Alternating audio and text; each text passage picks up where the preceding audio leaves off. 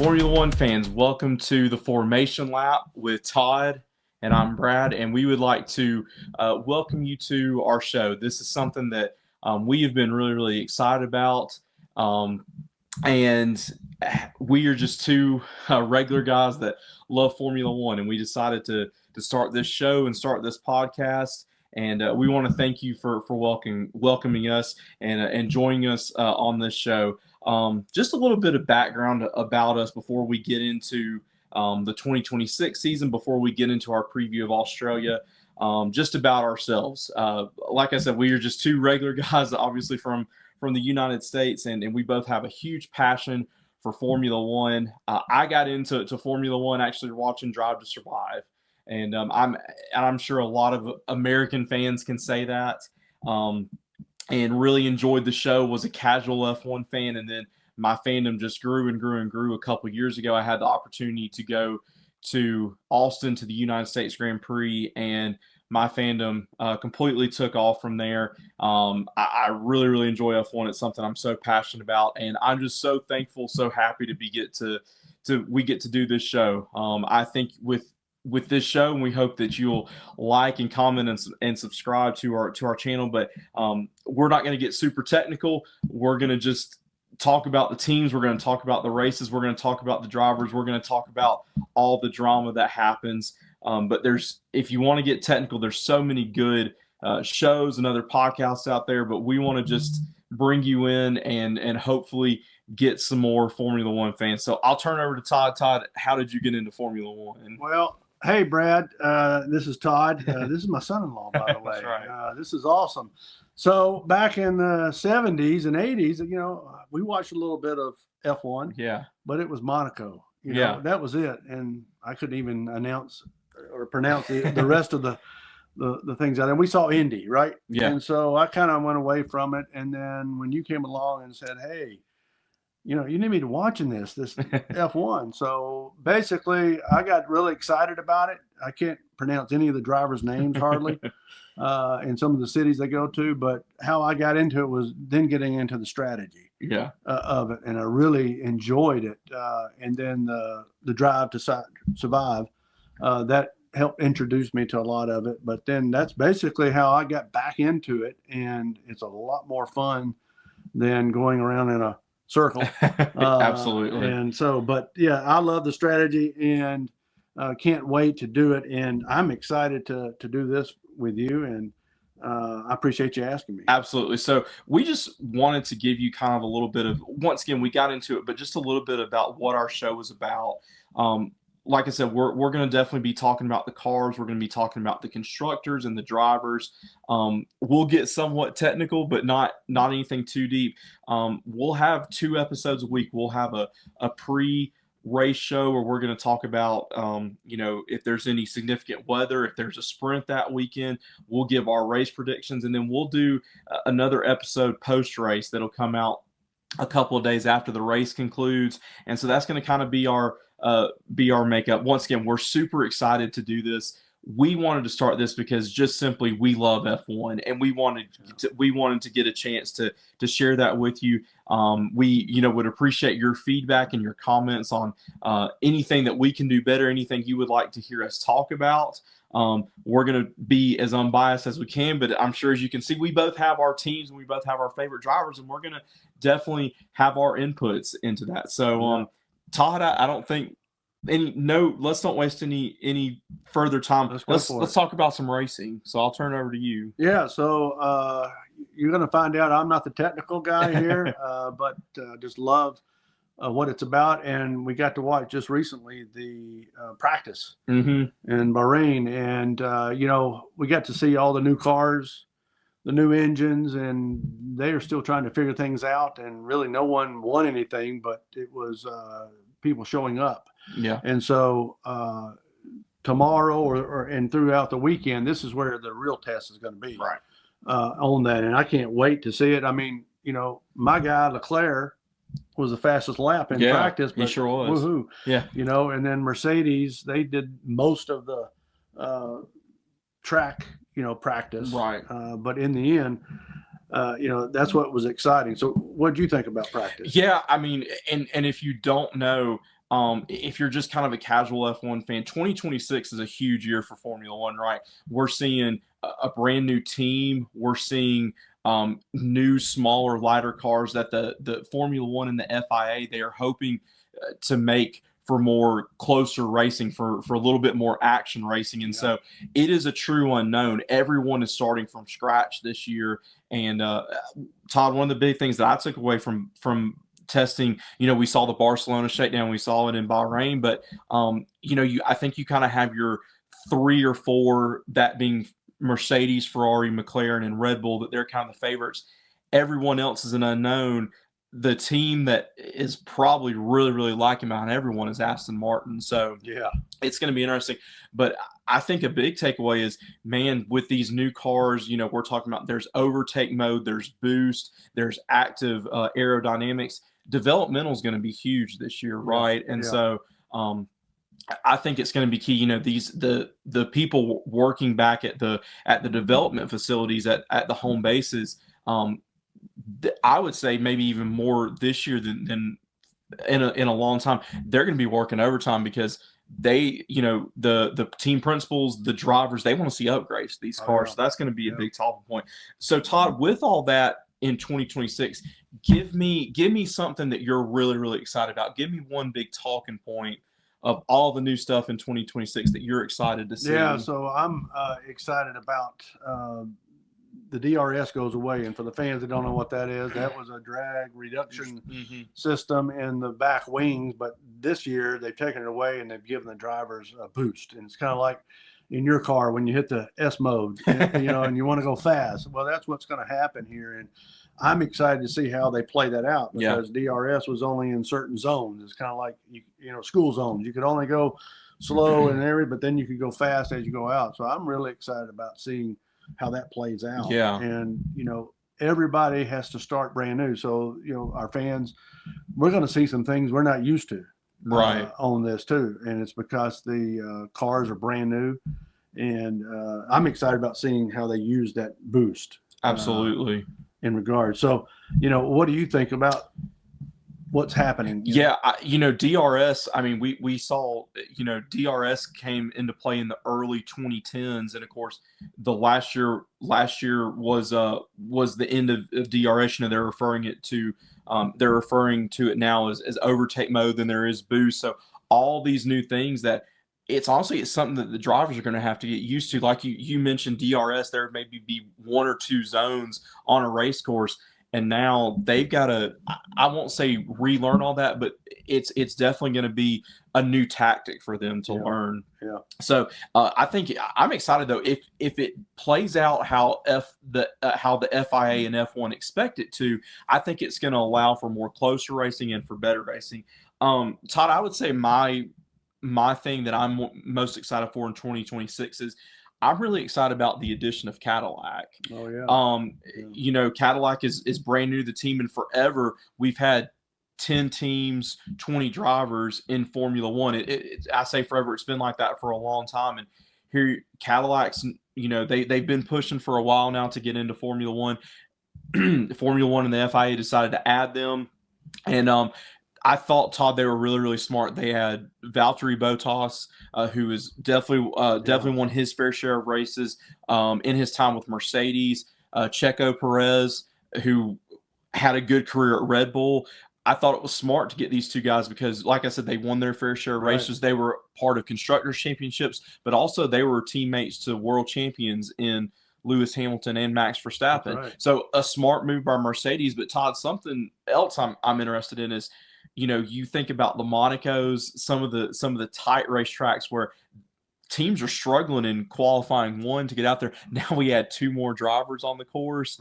It's going to be crazy hectic. It's going to be crazy. Oh yeah, and Cadillac has got Ferrari engine, so there you go. I'm excited about that. But for those that are listening, qualifying, they've got to do 3 qualifyings most of the time just to get to the positioning to race on race day. And so, I think we're going to see this crazy with 22 drivers out trying to qualify. And it's just going to be really exciting because they can also pass in areas that they aren't used to passing in curves because of the new technology and some of the new passing. So I'm excited about it, and having Cadillac is going to be really good. So, looking to Australia, what does this track? Because last year it was drive to survive, really, because Yes, it was raining absolutely. and crashes, and they wanted to go fast, but they couldn't because they used the rain tires the whole Right. time. So, what do you think about what's coming up on Sunday? Yeah, so absolutely. Lando won last year, edged out Max. Of course, Oscar was right there close to him as well. But you Spun mentioned out. you mentioned it. We saw Isaac Hadjar in his very first race. He spun out on the formation lap. Carlos Sainz wrecked early. Yeah. Oscar was trying to pass Lando. He got stuck in the gravel, worked his way out, still finished in the points. But Todd, you hit it on it last year. It was rain in the very opening race, and it was madness. It was, Yeah. I think a lot of people thought when, if you watched the race last year, when the two McLarens went off, they thought, oh, Max is going to be getting it. He's going to be, taking another first place trophy. But McLaren was smart in their strategy. They immediately pitted Lando. They got him, I think, back on some wet tires. Right. Max waited a lap too late, and he was on slicks, and Lando was able to take it. But crazy. This year, jumping, of course, once again, we have some unknowns. I think as far as we know, the weather looks pretty clear, which is good. It's gonna be 76 degrees. So yeah, absolutely, it's gonna be beautiful. If you haven't watched this race, I know one of my favorite guys, Oscar Piastri, who is a native Australian. He said it's one of the best courses to race at. There's some high speed zones. There's definitely some technical aspects, but it's a great way for us to gauge, Todd, with all these new regulations, with all these new cars, what team is the best. Yeah, and for those that don't know, this is really a street circuit in Australia, Melbourne, and it's around a nice, beautiful park. And what happens is that's normal where people drive, and so it's not a race track.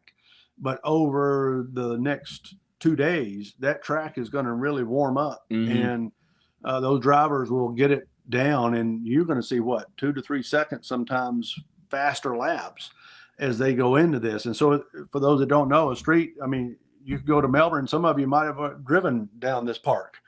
And now these are your race cars going 200 plus miles an hour. So I think it's going to be really interesting. It's going to be dry this time. Last year, a cold front came through, wind. And so I think it's going to be an exciting race because we don't know what the cars are going to be like. We don't know what the tires, and everybody's out to prove. And now we got 2 additional drivers out there. So I think it's going to be great. And, what do you think about the tire strategy for those? Yeah, I think it's once again it's going to be interesting because we have all these different, it is brand new cars. They're a little bit lighter, they're a little bit smaller, but how does the use of overtake mode as well as boost and just a quick thing on boost for those that don't know, boost can be used, Todd, as either offense or defense.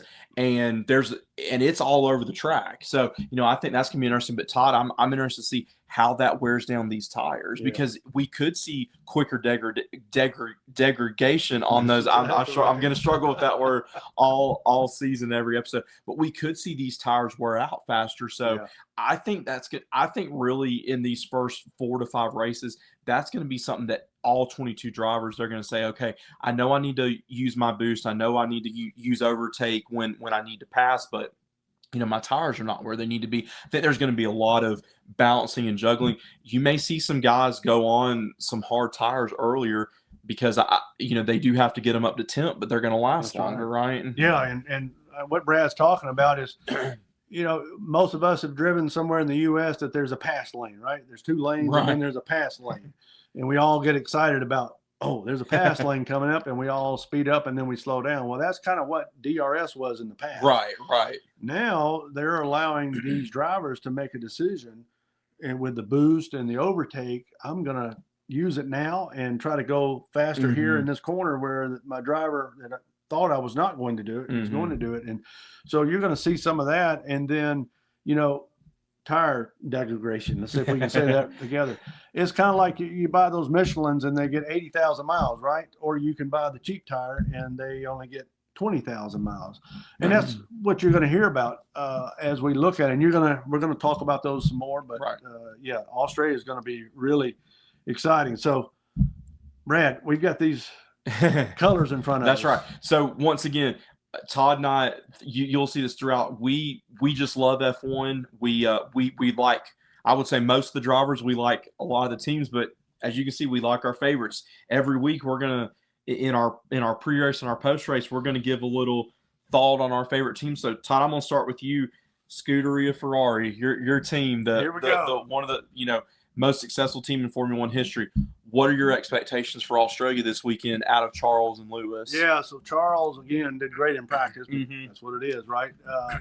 I think Ferrari is going to show up. They struggled last year a lot, and they had a car they could not figure out. But just watching some of the practice, mm-hmm. I think they're going to get close to a podium. I agree. I don't know who, but right. I think they're going to get on a podium this go around. Yeah.